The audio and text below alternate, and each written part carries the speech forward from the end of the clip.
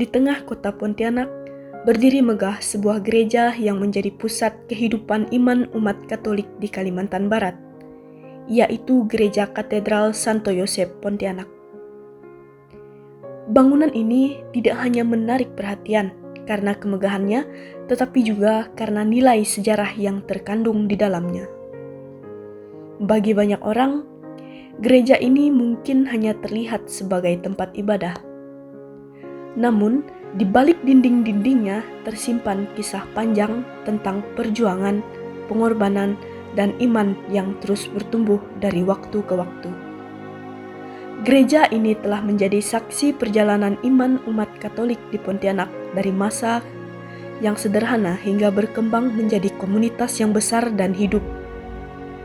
Di tempat inilah umat berkumpul untuk berdoa, merayakan iman, serta menemukan kedamaian di tengah kehidupan sehari-hari. Melalui video ini, kita akan menelusuri perjalanan sejarah Gereja Katedral Santo Yosep Pontianak. Sebuah kisah yang tidak hanya berbicara tentang bangunan, tetapi juga tentang iman dan harapan yang terus hidup hingga pada saat ini.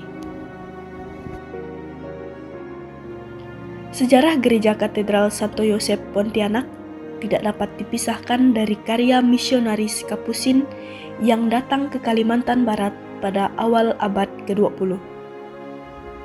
Pada masa itu, wilayah Kalimantan Barat masih tergolong daerah yang sulit dijangkau.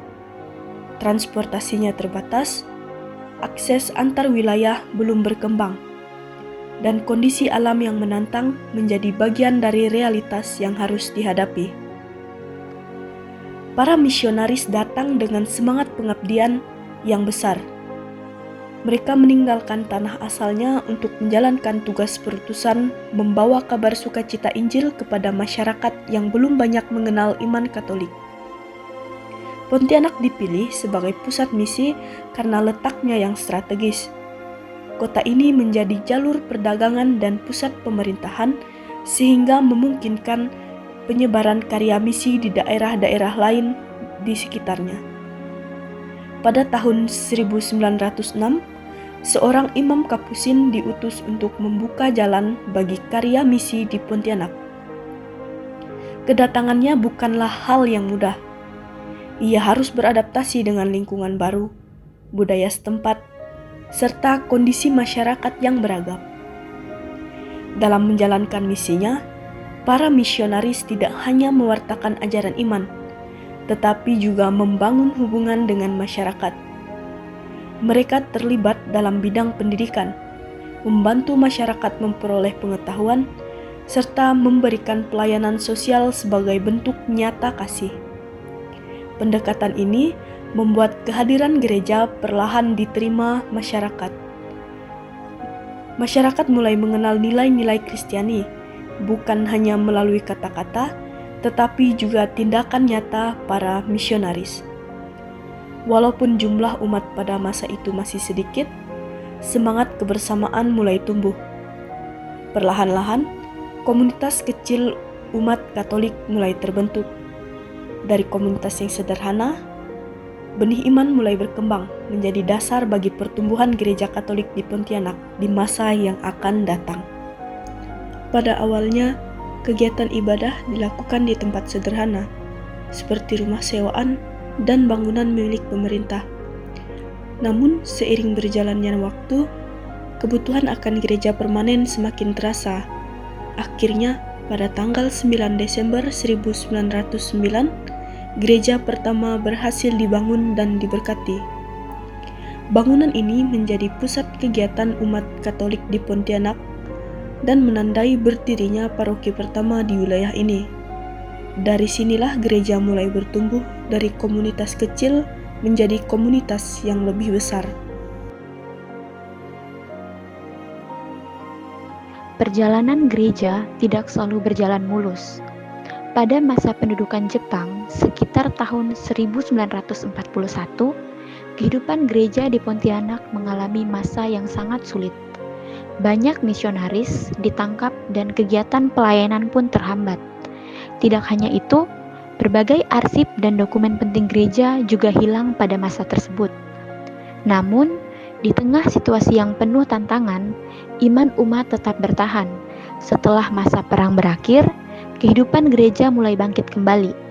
Pada tahun 1945, baptisan kembali dilaksanakan, menjadi tanda bahwa kehidupan iman umat Katolik di Pontianak hidup kembali dan terus berkembang.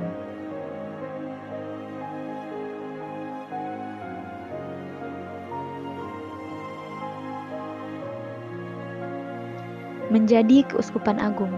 Seiring berjalannya waktu, jumlah umat Katolik di Pontianak terus bertambah. Perkembangan ini mendorong terbentuknya struktur gereja yang lebih teratur. Akhirnya, pada tanggal 3 Januari 1961, wilayah Pontianak resmi menjadi Keuskupan Agung. Sejak saat itu, Gereja Katedral Santo Yosef menjadi pusat kehidupan gereja Katolik di Kalimantan Barat. Disinilah uskup memimpin umat dan berbagai kegiatan penting gereja dilaksanakan. Katedral pun menjadi simbol persatuan umat dalam satu keuskupan.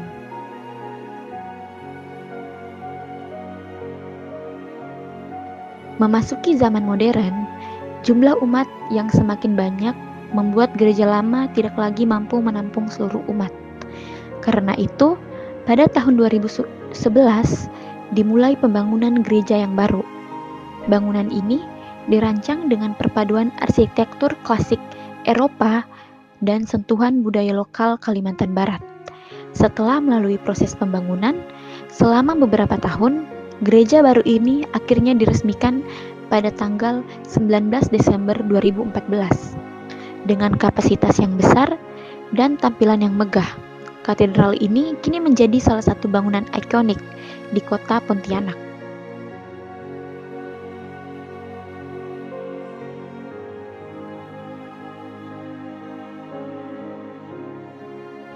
Hingga saat ini, Gereja Katedral Santo Yosef Pontianak tetap menjadi pusat kehidupan iman umat Katolik.